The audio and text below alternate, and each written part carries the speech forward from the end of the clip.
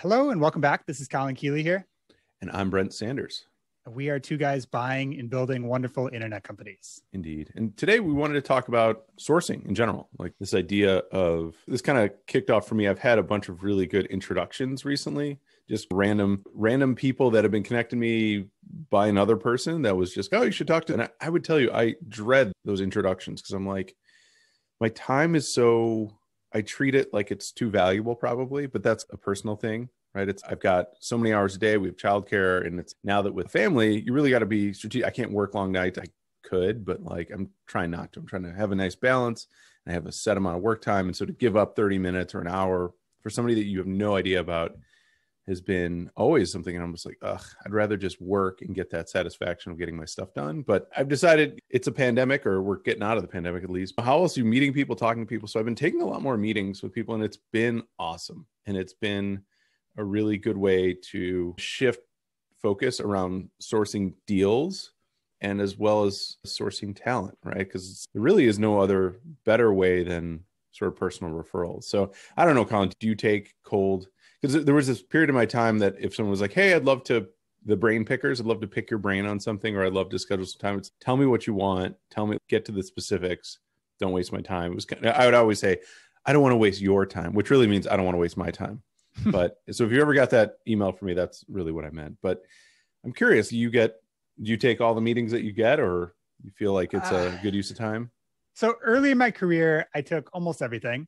And I still want to be helpful to like students that reach out to me from my alma mater, University of Chicago or McAllister. But then like my presence grew with tech in Chicago. And then I just had everyone in the Big Ten that's moving to Chicago that's like into tech would like Google it and find me. So I had way too many people reaching out. And so I like meeting with people. I think it's the fastest way to learn if it's like super relevant to what I'm doing or want to do. But I try to now throw up blockers. Like people will ask, hey, can I pick your brain? And I'll never say yes to that initially. I'll say something like, hey, happy to answer any questions you have here. So it's like on Twitter or whatever. And then we could schedule a meeting if it makes sense. Mm-hmm. And I would say like 50 to 80% of the people don't reply to that.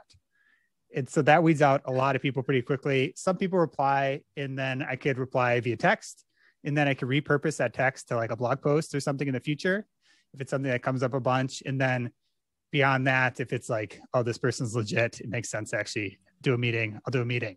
So if you're reaching out to me on Twitter, you'll probably get some variation of that response. I don't mean it to be offensive or like my time's more valuable than yours, but I think it's time's the most valuable resource any of us have. And so I am pretty protective of it. Yeah, I'm super protective of it. And I think it's there. I've just had a lot of people in my spheres. There's been a profile of, I got a guy, I got a tech guy, I got a developer guy. And it's just, they connect you to everybody and everything. And there's generally like an education you're going to provide somebody for 30 minutes of your time. And sure, maybe that'll come back and turn into a project or a reference or something. And you want to be helpful. But then there are also people, like, nothing drives me more crazy than getting on the phone with somebody who is like delusional, or you can just tell is wasting your time. Like they want to do something, but they haven't. And you've got bigger problems and I can't help you. And I'm not the kind of person to get off those calls easily. Although I am straightforward with people especially if they're asked, generally the conversation is, I have an idea. I want to build an app. I want to build a business, and they're just dipping a toe in something. And I do enjoy some of those conversations. I really do enjoy, especially when people are like, hey, I've got something built and I have customers and I don't know I'm not technical and I don't know how to scale it. Those are fun. But when people are like, I have zero traction, I've done nothing to do this with my time, but I'd like to waste 30 minutes of your time to think about it. And it's not a good intro. So it generally goes back to, if you vouch for this person, I probably won't take the intros. But yeah, I had 3 really recent introductions. Again, I was dreading them, and they all turned into really good opportunities. One turned into an automation opportunity, another turned into potential deal sourcing, or even CEO sourcing of like, hey, I know somebody who'd be great for you guys to talk to. So I think I'm going to start, and I think as part of this model is just start setting a quota and being that person who's actually doing the outreach. I think we do a podcast. I do another podcast for the automation business, Formulated. And those have been also really interesting excuses to talk to interesting people from all over the world. And so that's another thing that I think just using as an excuse to talk to people, to let them know that I'm authentic, they're authentic, talk about interesting things, see if we can find ways to help. I would say I'm not comfortable being like, how can I be helpful? That's always such a weird, I want to be helpful. Don't get me wrong. It feels awkward. So what can I do to help you? And I don't know. It's weird. But it is, that's very much, I've learned in doing sales for the agency, for other businesses, is like, that's the currency of sales folks, is they just get into a room, understand each other's background, build a rapport, and then figure out, okay, how can we help one another to achieve our goals? And I appreciate that, because it's actually fairly not transactional, but it's, hey, we're trying to climb this ladder together. How can we push one another and help one another? So I guess it's being more transparent and having some candor around, okay, we had this meeting. It was, sure, I'd like to meet people, but there is a goal that we're both trying to reach, and we can likely support one another, that's cool. I don't know. I just have this thing stuck up my ass about it being weird to ask for help, or to say I need something from somebody I haven't given anything to, right? To start that sort of like balance of favors. Yeah. This is a bigger question of like, how do you network authentically? Yeah. I think the best way really is just do cool things. Like do stuff on Twitter, do stuff in content, so podcasting, writing blog posts. And that kind of just acts as like a magnet to attract interesting people to you. And so it's less like, I don't know, outbound, like, help me. It's just like mutual connections reach out to you. And that's much easier for someone like me, or it sounds like someone like you as well. Yeah. I love that kind of stuff. That's what really attracted me to the internet when I was in college, just like going on a message boards. And it was more so around creative interests. It was like learning graphic design, learning how to code, learning 3D design. And there just weren't the resources that are out now. I went to school, this is like the early 2000s, and finding communities and support and pushing one another like that, I was very comfortable with and confident about. And going back to that, I think I often want to go back to that realm of more creative interests, of creating music, creating art, whatever it is, and sharing that out. But it's not as relevant to like what I do during the day. And it's a weird mix of putting out podcasts. This is technically a business podcast. It's a sense. It's a business podcast. I have another podcast. We talk about business. We talk about code. And I think eking into that world where kind of lifestyle, business, and art mix. And when I say art, I'm just saying like creativity, cool things. I mean, there's a ton of creativity in coding. There's art within it. Just, I don't know. I'm interested in the sharing of that kind of stuff, which feels a little higher level to me. It's like stuff everyone can connect with. Yeah. It depends how you define it. I think podcasting and like storytelling is art. Twitter to me, like, is beauty in language and how you write stuff, especially in a confined format. So I like the wordplay of all of it, but that is fun. I would say that you get me to you took the Dave Perel course, and I never took it.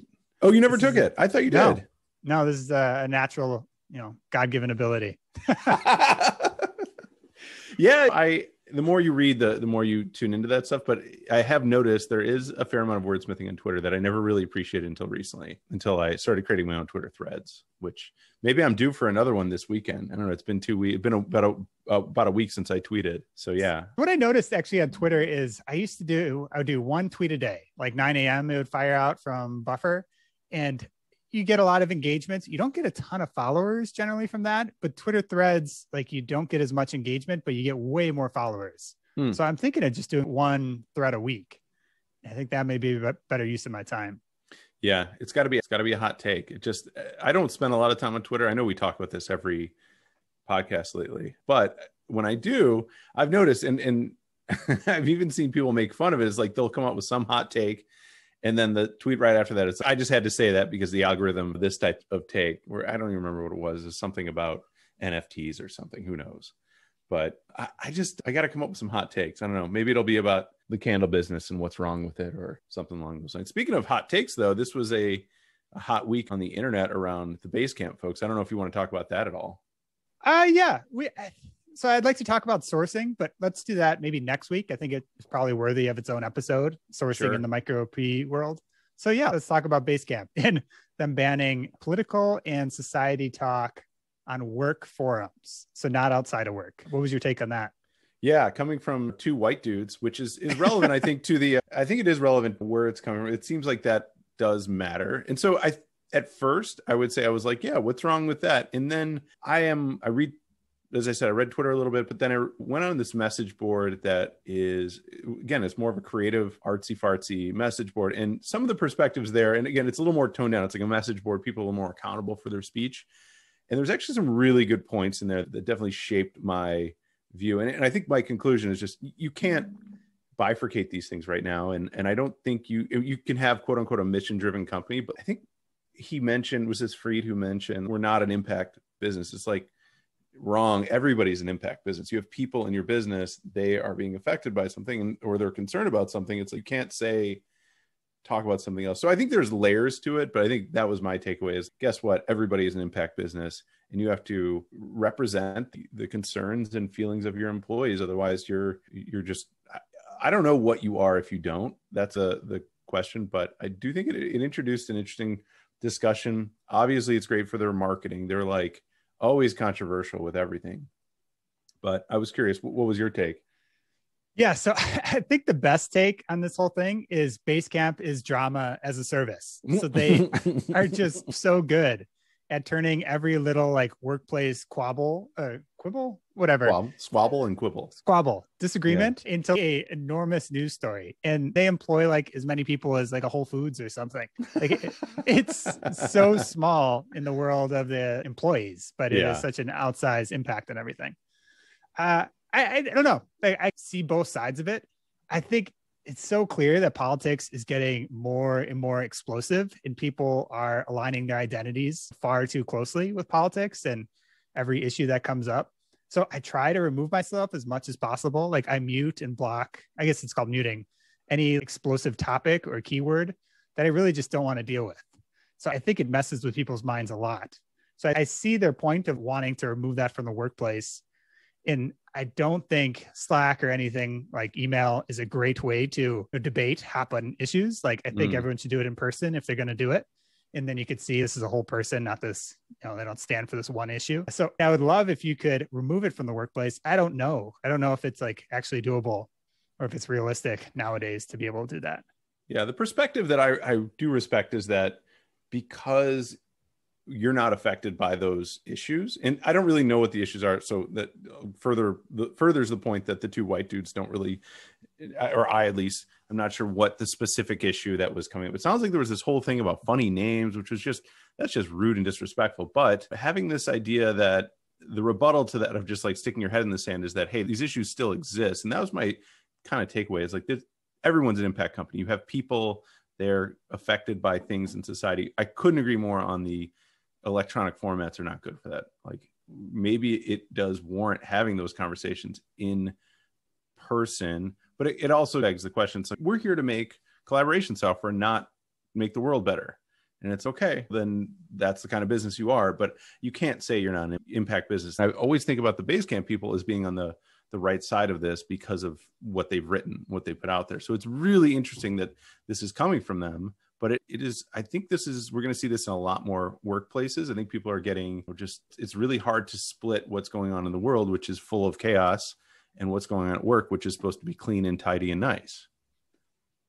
Yeah, I think there's a question of like, how do you ever get work done if it continues down this path and gets worse and worse and people are basically just debating all this stuff during their work time? So I don't know. I know how you do it.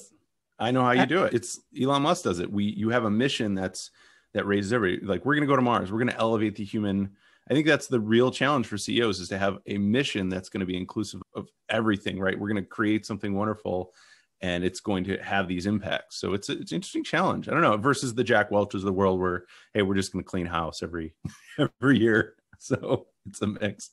Yeah. So the actual backstory here is they had this funny names like Bart Simpson, Seymour Butts. That's what it sounds like, at least the list names along those lines.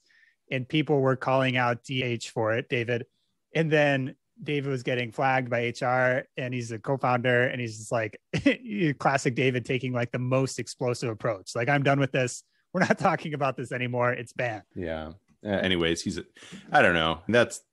that guy's got a hot microphone at all times and loves the drama. So there you go. He's probably the main driving factor, is the drama as a service.